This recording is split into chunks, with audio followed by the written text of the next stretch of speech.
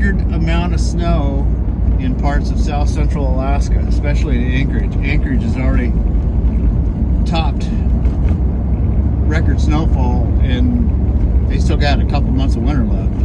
Coming right through the center of Soldotna. This is it, kids. This is what it's all about, folks. Right here. This is it. This is where all the action's at. 15 degrees at 2:54 in the afternoon. Go in here and grab some staples, some produce. Gas is $3.08 for unleaded.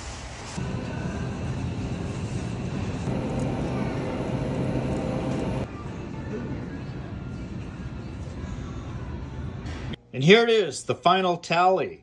$137.87 for basically 2 bags of groceries and 5 of these water bottles.